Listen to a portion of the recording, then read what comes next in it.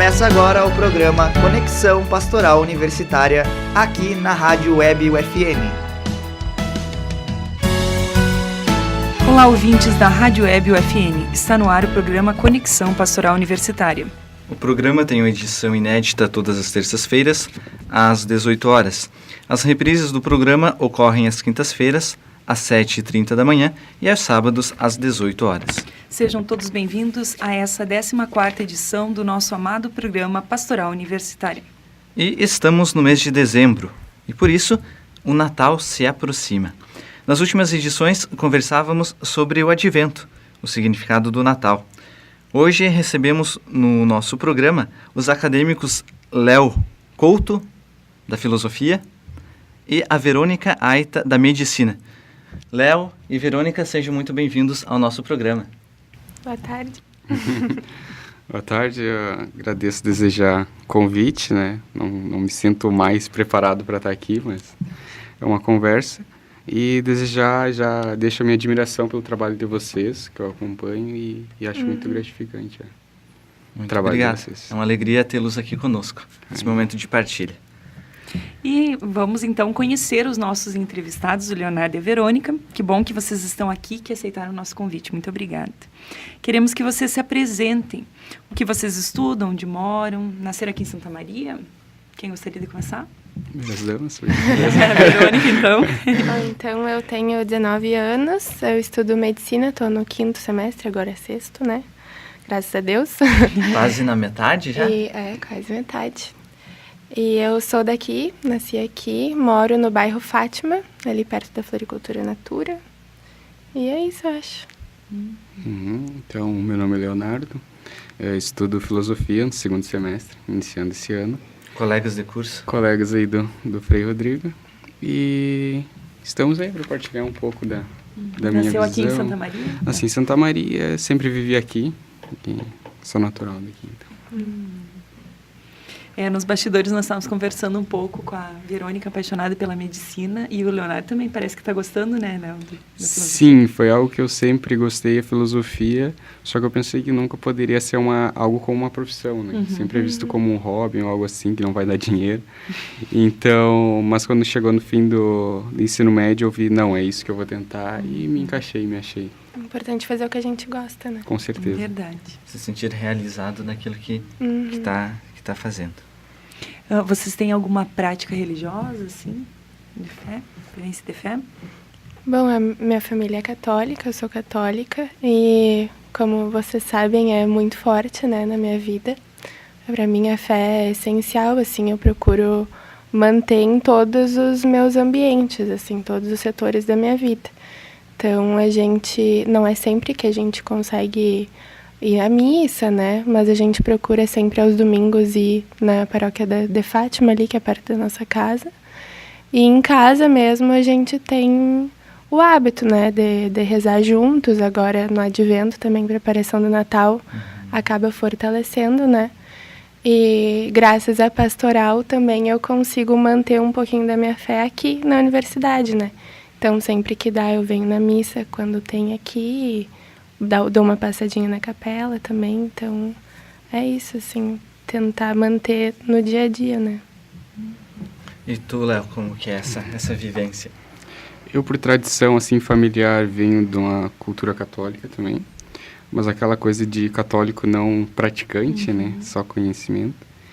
E aos 15 anos eu me converto para a fé cristã, mais na prática, mas na denominação batista, né, que é evangélica, mas infelizmente só eu na família, né, estamos aí nessa prática de evangelização, mas sempre temos esse convívio, e talvez uma das escolhas para estar cursando o curso aqui na universidade, na UFN, talvez seja pela pastoral, por essa tradição e por essa convivência, né, da fé, que também é muito importante. Tanto é que, como a gente conversa bastante, tu também tem o desejo de, posteriormente, se for possível, cursar teologia, né? Teologia. Que é também para ajudar nessa vivência de fé e também compreender um pouco mais da religião, né? Tu Tem um pouco esse desejo? Sim, sim. Tenho vontade de seguir a filosofia, tentar um mestrado, alguma coisa. Se não, seguir já para teologia. Que legal. Que legal. Nossos caminhos são semelhantes. É verdade. Muito bem, então. Que legal e que interessante, né? Ter uma católica, né? Partilhando um pouco das suas Verônicas. Das suas vivências, que é a Verônica. E também o Léo partilhando conosco um pouco dessa visão e dessa experiência enquanto, né, membro da comunidade batista. E nesse instante, acho que também para o pessoal que nos acompanha, é conveniente se vocês falarem mais ou menos um pouco da religião de vocês, né? A gente já conhece alguns elementos e tal, mas também para quem não conhece, nunca teve um pouco dessa oportunidade, ter um pouco essa visão, assim, de forma um tanto geral, do que se trata, assim, alguns elementos, alguns ritos que compõem a religião de vocês. Então, nesse momento, assim, fica esse convite, não sei, poderia talvez a Verônica começar falando um pouco algum rito, enfim, algo que tu acha importante, assim, e que caracteriza a tua religião. Difícil essa. Bom, eu acho que é muito forte para o católico a questão da ressurreição, né, do corpo de Cristo. Então, na missa a gente celebra com a comunhão, né, que para nós tem um significado muito importante, né, que é um sentimento inexplicável, assim, quando tu recebe, né, a comunhão. E a missa faz parte do dia a dia, né, uma forma de fortalecer a nossa fé. E aí, claro que sempre mantendo a oração também, né? Quando não pode ir à missa, daí tem a imagem da Nossa Senhora, que também a gente cultua, né? Essa devoção mariana, né? Que é Isso. bem presente. Mas a questão da proteção do Espírito Santo também. Eu me sinto leiga, assim, né? Literalmente leiga para explicar, mas acho que é mais isso, essa questão ritualística, né? Isso mesmo. Mais a comunhão mesmo. E tu, Léo, mais ou menos alguns elementos aí. A gente percebe que tu trouxe até um conteúdo aí. Bem preparado. Eu botei umas palavras grandes aqui para não perder. Mas é aquilo que eu também falei pro Christian, né? Frei Christian, desde o início, quando a gente começou a cursar o curso, que a gente vê as semelhanças da tradição, porque aquilo que nos une é muito maior que aquilo que nos separa, né? Exato. Então, mas coisas específicas da fé batista, ela é uma denominação cristã, como a gente já viu, que foi dada ali no século XVII, tomou seu início em movimentos na Inglaterra, depois da Reforma Protestante e tudo mais, mas ela tem como um dos seus princípios da doutrina básica a salvação mediante a fé, que vem dali dos pilares dos 5 solas da Reforma Protestante, que é o sola fide, solus Christus, sola Scriptura, sola Deo Gloria e solus Christus. Também a separação da igreja e Estado é muito forte, isso na cultura batista. E então, tendo a Bíblia como a única regra de fé e prática, também é algo bem marcante, né? Mas a gente tem bastante, são as administrações são congregacionais, ou seja, a denominação ela recebe aquilo, tem uma congregação nacional, a gente pertence à congregação batista brasileira, né, atualmente, que une ali missionários e tudo mais, mas cada igreja tem ali, vamos dizer, a sua confissão de fé, a sua forma de interpretar a escritura, a sua soteriologia, vamos dizer assim. Mas a princípio é isso, eu sigo mais uma linha mais reformada ali, seguindo uma visão mais calvinista ali de João Calvino, seguindo a tulipa ali, que seriam a depravação total, a eleição incondicional, a graça irresistível, a perseverança dos santos e a salvação limitada, só para os eleitos, no caso. Mas aí entra num mérito soteriológico e teológico, né? Também é muito forte na Inglaterra e nos Estados Unidos também. E alguns batistas famosos que aqui eu estava pesquisando, o ativista dos direitos humanos, né? O Martin Luther King, ele era batista. Billy Graham, que era um grande pregador. O Charles Spurgeon, que foi considerado o príncipe dos pregadores. Aí tem os presidentes dos Estados Unidos, como Harry Truman, o 13º presidente dos Estados Unidos, Bill Clinton, o 42º, Abraham Lincoln, o 16º, que era batista de formação, escritores John Bunyan, que foi o criador do Peregrino, que é uma das maiores analogias aí do cristianismo, Russell Shedd, que era um boliviano que atuou bastante no Brasil, e os atores como Chuck Norris e Ed Murphy. Eram batistas aí. Esses caras, então, as confissões de fé mais conhecidas também não é algo assim, por exemplo, só a escritura não é algo solto, cada um interpreta do jeito que é, né? Tem toda uma teologia por trás. Então, algumas das confissões de fé mais conhecidas são a confissão de fé de 1644, que é para fazer ali uma diferenciação dos anabatistas, que não seria tanto isso, e de 1689, que é mais conhecida como uma visão mais calvinista também. E uma das diferenciações também é a questão do batismo, né? Que é o batismo por imersão, não por aspersão. Não é só a cabeça, mas o corpo todo. E também não existe o pedobatismo, que é o batismo de crianças, né? Que também os presbiterianos veem isso, os presbiterianos são evangélicos, entendem como a aliança que Deus fez, que antes era a corte do prepúcio, foi trocado pelo batismo, mas os batistas não enxergam assim. Tem que ter o arrependimento, a pessoa se arrepender dos seus pecados e aí sim ser batizado. Acontece quando vem alguém da fé católica e vem, rebatizado no caso, né? Mas isso vai de cada denominação também. Interessante. E para a gente concluir esse primeiro bloco, que depois a gente vai escutar uma canção, eu tenho a curiosidade, que talvez seja de outras pessoas também, daqueles que nos escutam, quanto à questão da organização, assim, por exemplo, hierárquica, que a gente encontra, né, Verônica e Camila, dentro da Igreja Católica, onde tem o Papa, tem os cardeais, bispos, padres, etc. É como uma forma de organização da religião. Isso existe, por exemplo, na Igreja Batista ou não, Léo? Existe, Rodrigo, mas não é tanto assim nessa questão papal, não tem um representante, vamos dizer, global da fé. Existem os bispos, que são aqueles que representam os pastores, né? Normalmente, para a organização dos pastores, dentro aqui da Santa Maria, também tem a OMESM, né? Que é a Ordem dos Ministros Evangélicos de Santa Maria, que organizam aí a caminhada ali para Cristo, que agora eu esqueci o nome. Como que é o Marcha para Jesus. Marcha para Jesus, que tem, né? São Paulo também tem. Mas vem, eu acho que daquela visão de Lutero de que todo homem se torna um sacerdote de Deus. Então, não dar mais uma visão à Bíblia e não tanto à hierarquia.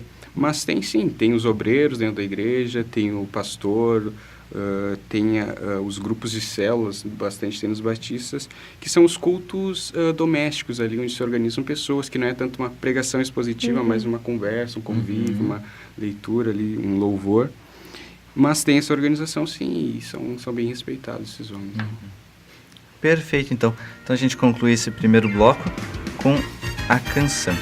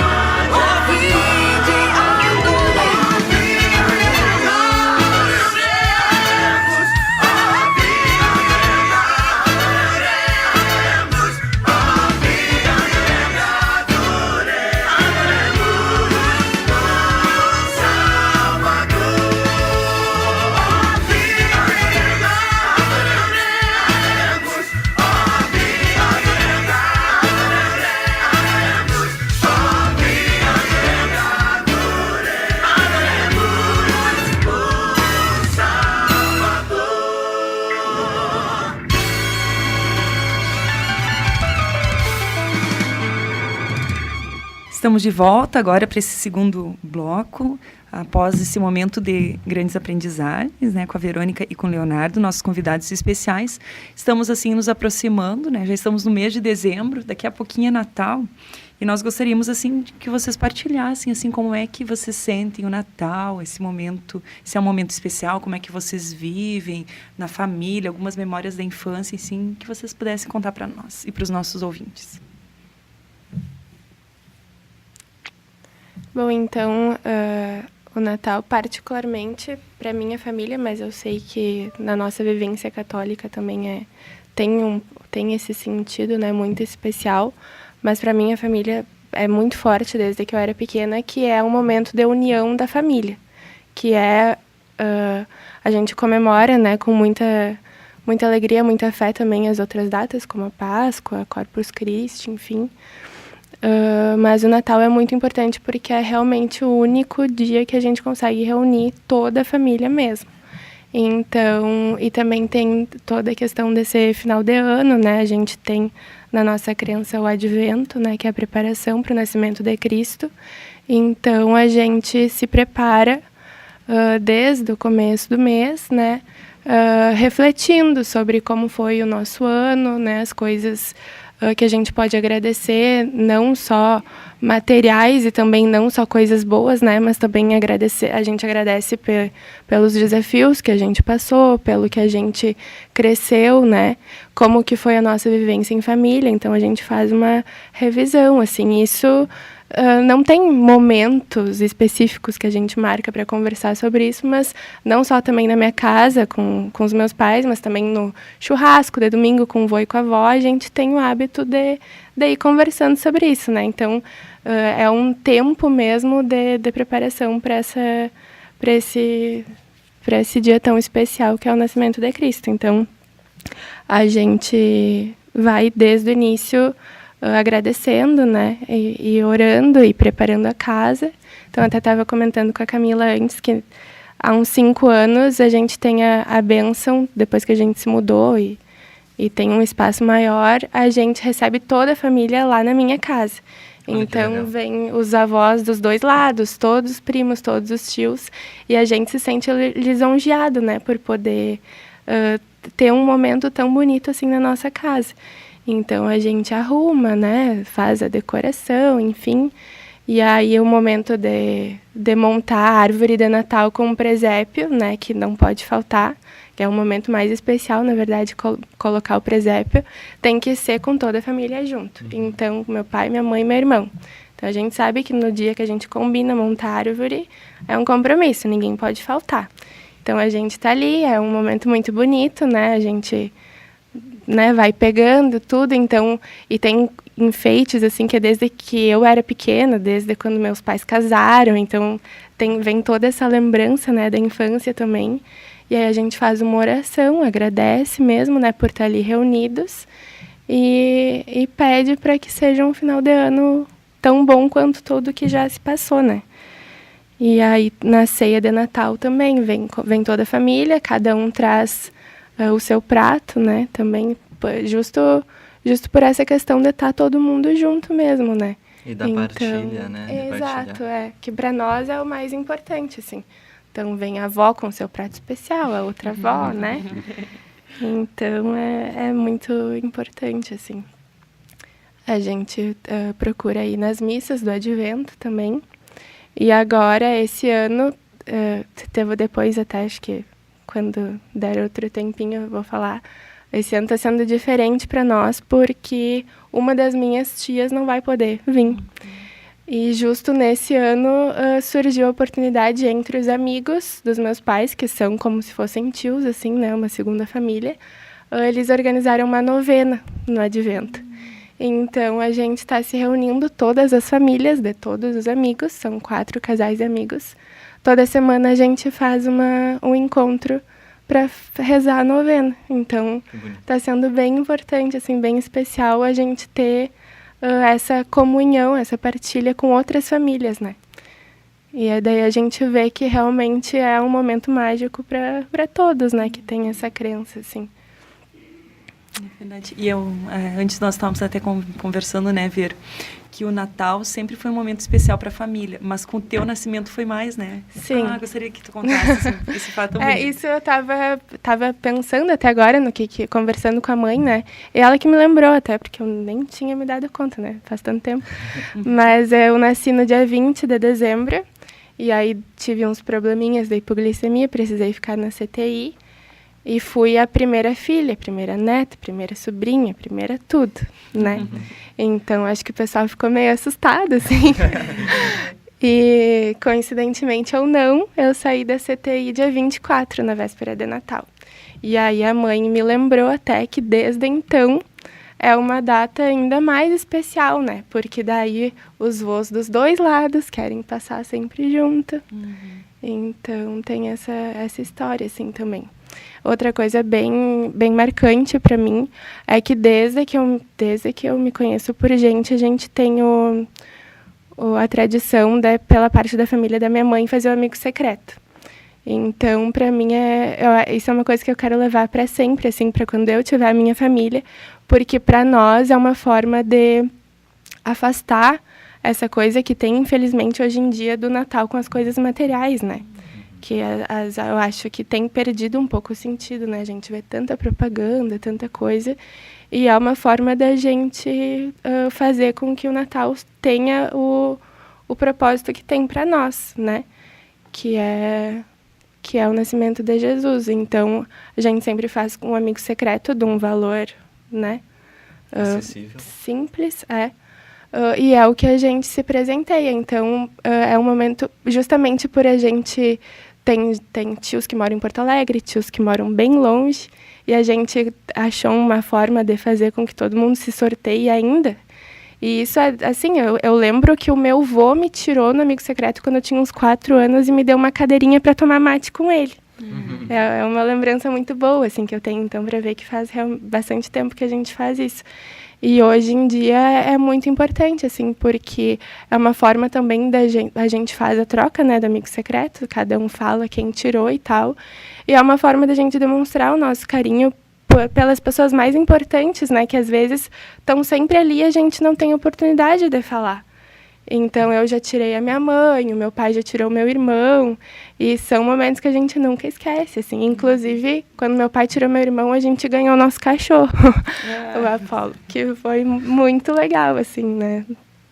Um membro novo da família vindo nesse momento tão especial para nós. Então, tem várias coisas, assim, várias lembranças boas. Leonardo, conta o Natal para nós um pouco. Sim. Esse compartilhamento tão bom, né? Essa questão da família, que acho que é onde a gente aprende o amor, aprende as primeiras coisas, né? Tem uma frase do C.S. Lewis, que é o criador das Crônicas de Nárnia, que era anglicano, era conhecido como o apóstolo dos incrédulos, né? Pela forma apologética de lidar com as questões, que ele falava que não existe nada de mais magnífico debaixo do céu do que uma família em volta da mesa, né? E às vezes a gente não valoriza essas coisas, né? Mas o Natal é muito importante, né? Usando uma linguagem aristotélica, por causa da potência do nascimento de Cristo, que houve o ato da crucificação, né? A restauração, a remissão dos pecados. E é a segunda data mais importante do cristianismo, depois da Páscoa, eu creio. Mas o mês de dezembro ele é muito importante para minha família também, porque no dia 19 nasceu meu irmão, um dia antes. No dia 31, minha mãe nasceu ali na virada. Várias já. Olha, minha mãe também no dia 31. Ó. Vamos ter que juntar as famílias, né? E o meu vô dia 17, ó, tá vendo? Vamos aproveitar aí o dezembro.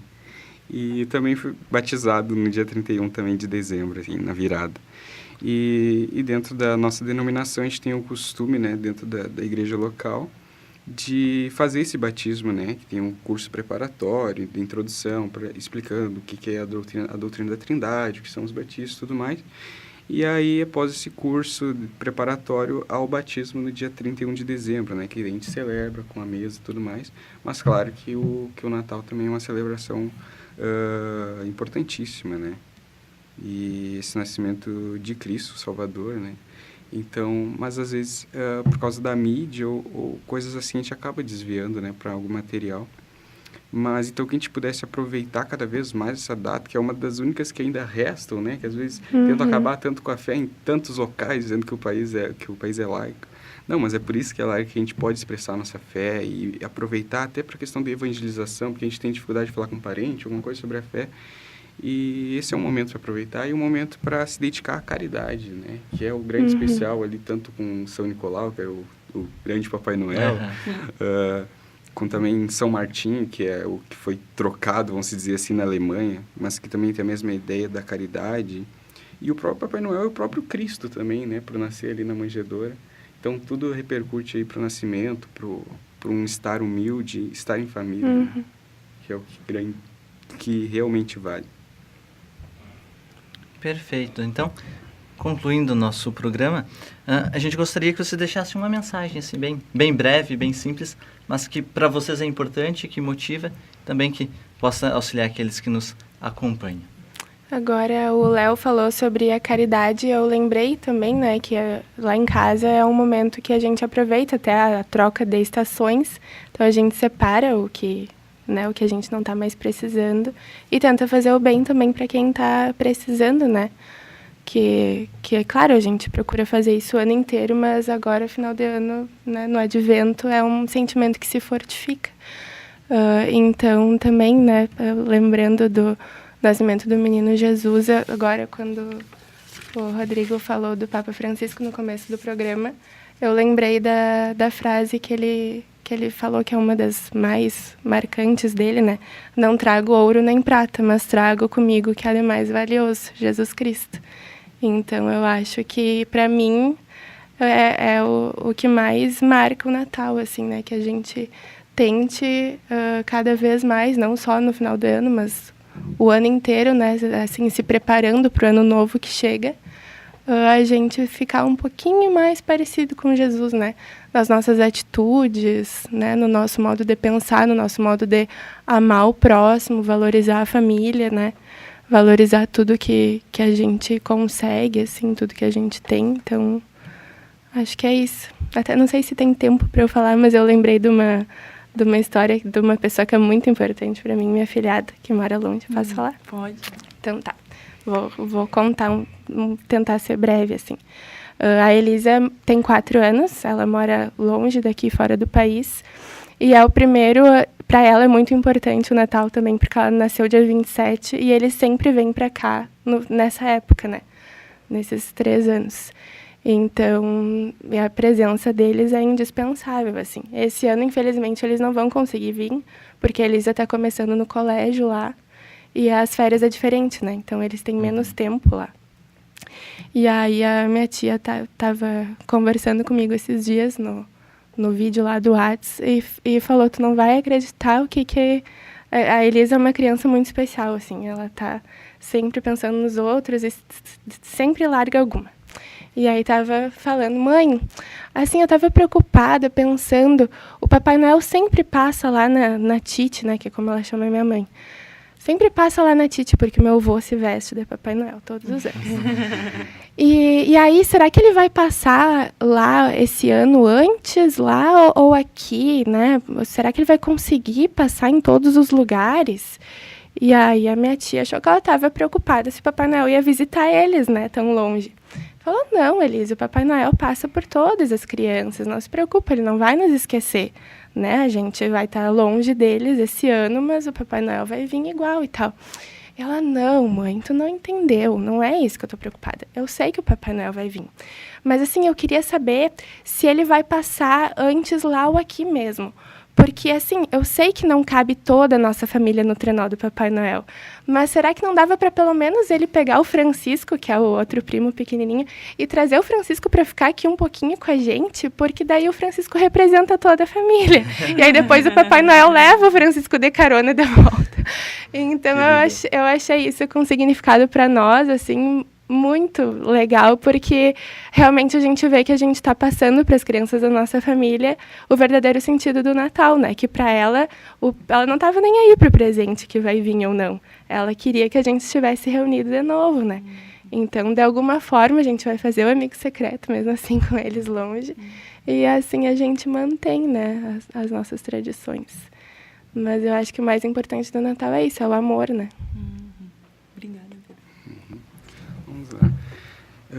A questão da palavra misericórdia, né? Que a etimologia dela, se a gente separar, tem também a ver com a medicina, né? Misery quer dizer o miserável e cordia de coração, né? Então é tu impulsionar o teu coração para o miserável, você se dispor, e isso os franciscanos têm, né?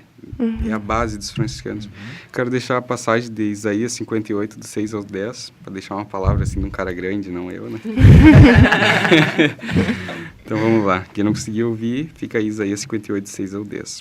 Sabeis qual é o jejum que eu aprecio, diz o Senhor Deus? É romper as cadeias injustas, desatar as cordas do jugo, manter embora livres os oprimidos e quebrar toda espécie de jugo.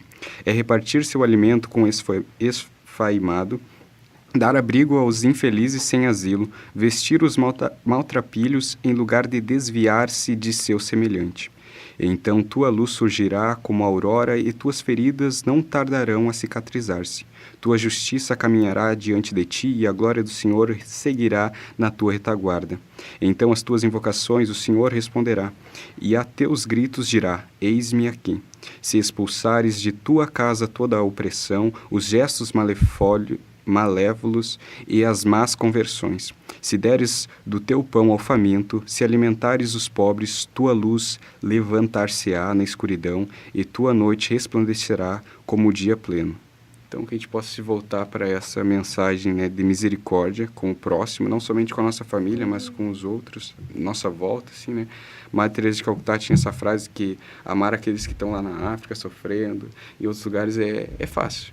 Agora, aqueles que estão ao nosso lado, é uma missão difícil, e essa é a grande missão dos cristãos, que a gente possa comemorar, então, aí o nascimento do Verbo, o Verbo que se fez carne, né, o grande Logos. E existe uma frase do Billy Graham, Batista, que ele falou que o maior acontecimento não foi o homem ter pisado na Lua, mas sim Deus ter pisado na Terra. E isso é o que muda todas as nossas vidas. Né? Que legal. Então, nosso agradecimento à Verônica pela partilha das suas experiências, por trazer também presente um pouco da tua vida, para que nós pudéssemos conhecer e também aqueles que nos acompanham. Então, nosso agradecimento a ti, ao Léo também, pela partilha aqui da sua vida, e que nós, nesse advento, nessa preparação do Natal, possamos ir nos preparando de fato para esse fato tão marcante que é o nascimento de Jesus, que também ele possa nascer no coração de cada um de nós. Então, nosso programa Conexão Pastoral Universitária vai ficando por aqui e reforçamos o convite para quem quiser nos enviar sugestões de pauta, dúvidas e curiosidades, podem fazê-las. E também sigam a nossa página no Face e no Instagram. Agradecemos pela sua audiência aqui na Rádio Web UFN. O programa teve produção e apresentação de Camila Hoffman e do Frei Rodrigo Antunes, com a participação dos amados acadêmicos, a Verônica Aita e o Leonardo De Couto. Na Central Técnica, Clenilson de Oliveira. Na supervisão, o jornalista e professor Gilson Piber. Um fraterno abraço e até a próxima edição.